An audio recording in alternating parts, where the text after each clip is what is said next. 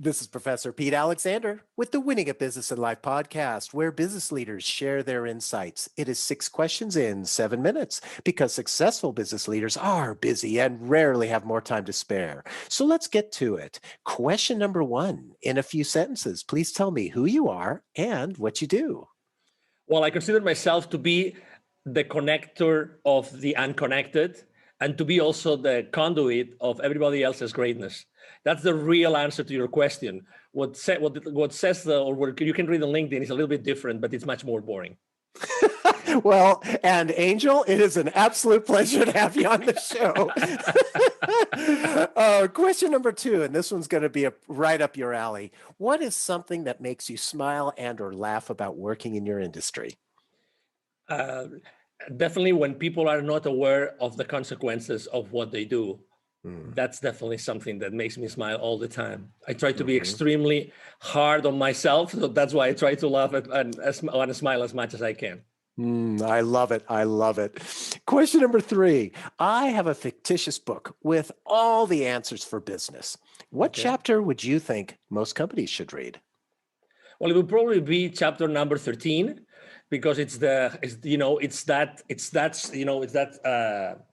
level in the hotels, excuse me, I had the lapsus right now. So what I'm trying to say is that there's always a chapter that nobody wants to read. When you're trying to go to a specific floor and the hotels don't have the floor number 13, right? It'll be definitely number 13. And that one is definitely the one that talks about being humble enough to be the right leader for your team. I like that a lot. And it's the way that you position that as the chapter that people don't want to read. It really is, because there's a reason that they don't. Maybe there's fear or whatever it happens to be. And, and so you really raise a great point there. Thank you for that. Absolutely. Question number 4, other than the generic work harder, have a great attitude, and care for customers, what advice or insight would you give to other business leaders? Well, that's my mantra. So it's going to be an easy one. It's take imperfect action now. Take imperfect action now. I think that we are actually raised, we grow up being too hard on ourselves, as I said before, and we have to take too many precautions in order to do something and to show this to the world. I think that to be successful, you have to start literally showing your products, your services, who you really are on a very blunt, genuine way to the world. And that's the best way to actually proof test who you are and proof test your products and services. That's definitely the piece of advice that to give everybody. I think that's really wise, and especially, it really makes a big difference there. And I think I'm glad that you shared that with the audience. Thank you for that. Question number 5, what other business leader like yourself would you like to acknowledge and invite to be on my podcast? Well, I would definitely like to invite or to suggest that you bring Mr. 𝐁𝐵𝐿 Joffe. He has a wonderful book. Actually, I have it here.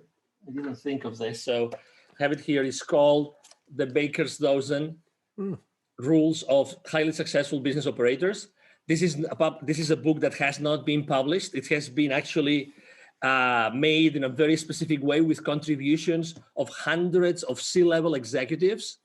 So it's a very interesting book, and it's basically the legacy of Mr. 𝐁𝐵𝐿 Joffe, who has trained more than 20,000 C-level executives and business operators in large corporations in the world for the last 25 years. That's definitely my choice. Wow, thank you for that. I'm looking forward to actually reading that book, because especially if it's got contributions from all these different business leaders, you're getting a plethora of ideas, I assume, from that book. Absolutely, and he's a great guest. You'll see. Oh, wonderful. Well, thank you for that referral. I appreciate it. Absolutely. And our final question number 6. Please tell me about your first job. Well, my first job ever was when I was a kid. My father was the CEO. I was literally 12 years old. My father was the CEO of a group of companies in Spain. I'm originally from near Barcelona in Spain. And one of those companies was a fish farm. So every single afternoon, my father would drive 1 hour and a half to go to the fish farm from the headquarters of the company. And I would go with him every single afternoon in order to put trouts, rainbow trouts, inside boxes. And I would get at that time we didn't have pesos, we had pesetas, in Spain. So Mm-hmm. I would literally get a specific amount of money. Actually, it was 5 pesetas for every single box that I would, put trouts on every single day. That was my first job ever. Was I not so happy with that money that summer? Oh my God. And I'm trying to picture this because the rainbow trout and when by putting the trout in there, so were you using were you just picking them up with your hands and putting So them in the basically, there box? would be this big container, Uh-huh.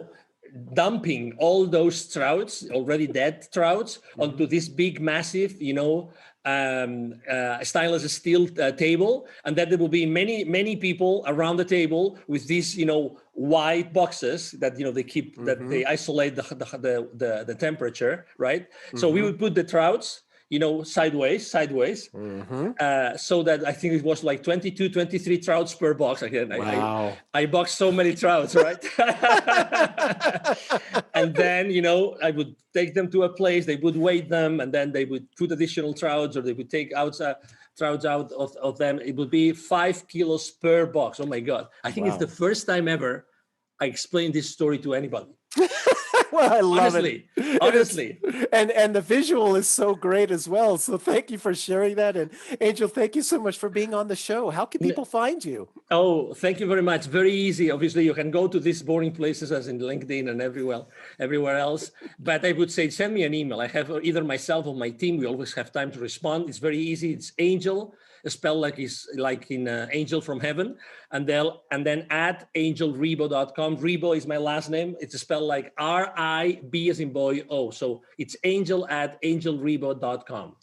Perfect. This is Professor Pete Alexander with the Winning at Business and Life podcast. Thanks for listening.